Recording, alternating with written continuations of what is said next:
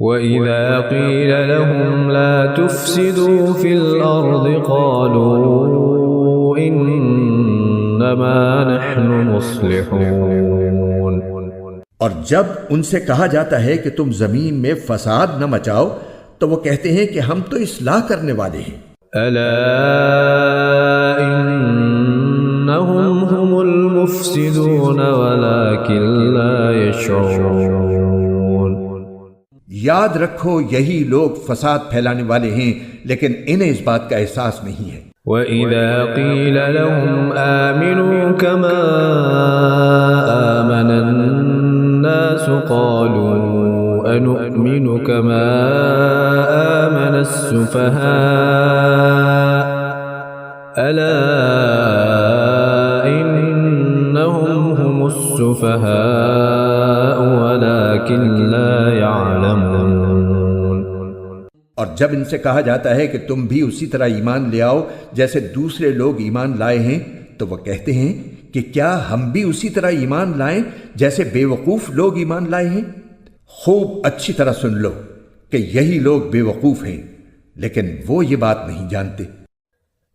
وَإِذَا لَقُوا الَّذِينَ آمَنُوا قَالُوا آمَنَّا وَإِذَا خَلَوْا إِلَى شَيَاطِينِهِمْ قَالُوا إِنَّا مَعَكُمْ إِنَّمَا نَحْنُ مُسْتَهْزِئُونَ۔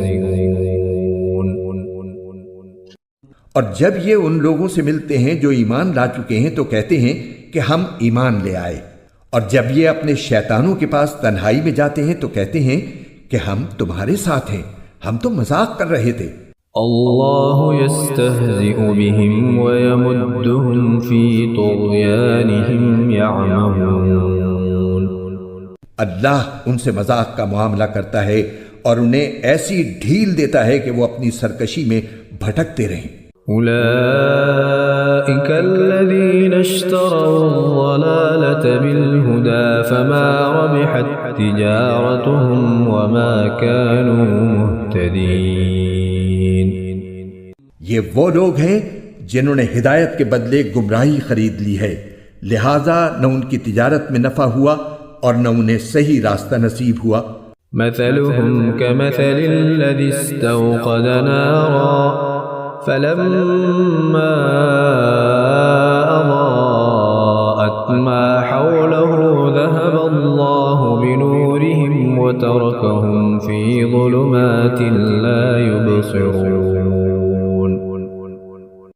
ان کی مثال اس شخص کی سی ہے جس نے ایک آگ روشن کی، پھر جب اس آگ نے اس کے ماحول کو روشن کر دیا تو اللہ نے ان کا نور سلب کر لیا اور انہیں اندھیریوں میں چھوڑ دیا کہ انہیں کچھ سجائی نہیں دیتا۔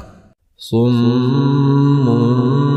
بکم عمی فهم لا یرجعون۔ وہ بہرے ہیں، گونگے ہیں، اندھے ہیں، چنانچہ اب وہ واپس نہیں آئیں گے۔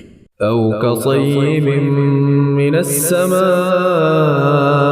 فيه ظلمات ورعد وبرق يجعلون أصابعهم في آذانهم من الصواعق حذر الموت والله محيط بالكافرين۔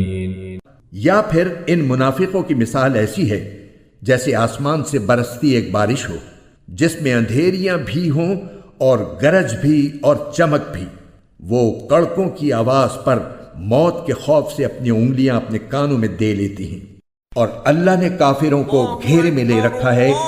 يكاد البرق يخطف أبصارهم كلما أضاء لهم مشوا فيه وإذا أظلم عليهم قاموا ولو شاء الله لذهب بسمعهم وأبصارهم إن الله على كل شيء قدير۔ ایسا لگتا ہے کہ بجلی ان کی آنکھوں کو اچک لے جائے گی۔ جب بھی بجلی ان کے لیے روشنی کر دیتی ہے وہ اس روشنی میں چل پڑتے ہیں اور جب وہ ان پر اندھیرا کر دیتی ہے تو کھڑے رہ جاتی ہیں۔ اور اگر اللہ چاہتا تو ان کے سننے اور دیکھنے کی طاقتیں چھین لیتا۔ بے شک اللہ ہر چیز پر قدرت رکھتا ہے۔